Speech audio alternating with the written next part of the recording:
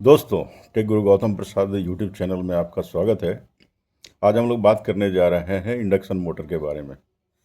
तो आज इस पहले वीडियो में हम लोग डिस्कस करेंगे कि इंडक्शन मोटर होता क्या है और ये कैसे काम करता है। दोस्तों, induction motor basically induction principal पे काम करता है और इंडक्शन प्रिंसिपल पे ही ये घूमता भी है। तो इंडक्शन प्रिंसिपल कैसे काम करता है, बेसिकली उसे समझने के लिए एलेबोरेटेड स्टडी चाहिए, बट यहाँ के लिए बस इतना ही कि इंडक्शन मोटर जो है स्टेटर में जो थ्री फेज सप्लाई दिया जाता है उसके जरिए एक रोटेटिंग मैग्नेटिक फील्ड आरएमएफ, जिसे शॉर्ट में कहते हैं, वो पैदा करता है।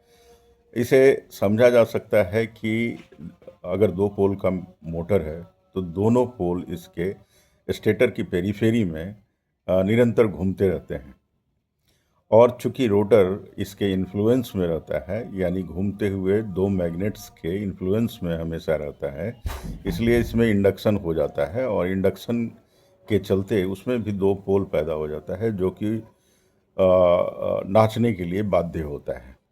सो रोटेटिंग मैग्नेटिक फील्ड स्टेटर का जो है रोटर के मैग्नेटिक फील्ड को भी बाध्य करता है कि वो साथ साथ घूमे। चूंकि स्टेटर फिक्स होता है इसलिए वो घूम नहीं सकता है, लेकिन रोटर को दो बेरिंग के ऊपर रखा जाता है जिसके चलते वो घूमने के लिए फ्री है। अतः इन दोनों फील्ड्स के इंटरेक्शन का नतीजा यह होता है कि रोटर घूमने लगता है और मोटर जो है काम करने लगता है। सो वस्तुतः इसमें स्टेटर में थ्री फेज सप्लाई देते हैं, लेकिन इंडक्शन के जरिए वो supply three phase EMF rotor में पैदा करता है और उसी ईएमएफ से जो करंट पैदा होता है वो इंडक्शन मोटर को घूमने के लिए, इसके रोटर को घूमने के लिए बाध्य करता है। सो जो रोटर में ईएमएफ पैदा होता है उसके चलते उसमें करंट भी पैदा होता है, क्योंकि रोटर सर्किट को क्लोज कर दिया जाता है और रोटर सर्किट क्लोज होने की वजह से उसमें जो ईएमएफ पैदा होता है उसके जरिए करंट पैदा होता है। और लेंजेस लॉ कहता है कि ये जो करंट पैदा होता है ईएमएफ से, वो उसके जो पैदा होने का कारण है उसको अपोज करता है। सो रोटर में जो ईएमएफ पैदा होता है उसका कारण है रोटेटिंग स्टेटर मैग्नेटिक फील्ड। तो चूंकि स्टेटर फील्ड रोटेट कर रहा है और उसको रोटर का मैग्नेटिक फील्ड अपोज करने लगता है, तो चूंकि स्टेटर नहीं घूम पाता है इसलिए रोटर खुद ही घूमना शुरू कर देता है।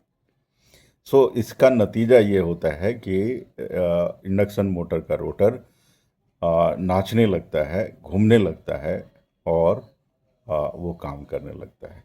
अब सवाल उठता है कि कितने स्पीड में वो नाचेगा। बेसिकली उसके घूमने का स्पीड या नाचने का स्पीड जो है वो डिपेंड करता है सप्लाई फ्रीक्वेंसी जो स्टेटर में हम लोग दे रहे हैं उस पर, और जो नंबर ऑफ पोल्स हम लोग इंडक्शन मोटर में इस्तेमाल कर रहे हैं उस पर।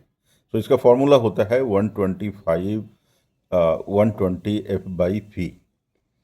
सो 120 F/P जो है डिटरमाइन करता है कि किसी भी इंडक्शन मोटर का सिंक्रोनस स्पीड क्या होगा।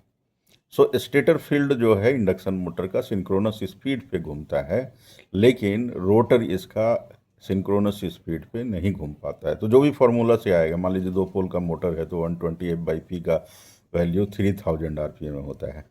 सो दो पोल का अगर इंडक्शन मोटर है तो 3000 RPM पे उसका स्टेटर फील्ड घूमता रहेगा, लेकिन रोटर का RPM 3000 नहीं होगा बल्कि उससे कुछ कम होगा।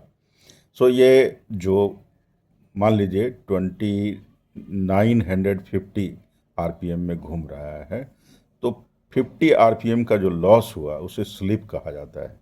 मतलब 50 RPM सिंक्रोनस स्पीड से जो कम रोटर का स्पीड है उसे स्लिप स्पीड कहा जाता है। तो ये स्लिप स्पीड जो है बहुत ही कम होता है। परसेंटेज में अगर देखिएगा तो 1 से 3 या समटाइम्स इट इज़ 5%, तो ये बहुत ही कम होता है।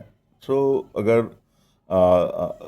3000 का 1% निकाले तो 30 RPM होता है और 5% अगर निकालिएगा तो 150 RPM होता है। तो इस 150 RPM तक कमी हो सकती है उसके स्पीड में 1 से 30 से 150 या RPM तक कम हो सकता है। तो ये जो स्लिप है इसे कभी कभी परसेंटेज में या डेसिमल में भी आ, आ, प्रदर्शित किया जाता है, यानी दिखाया जाता है।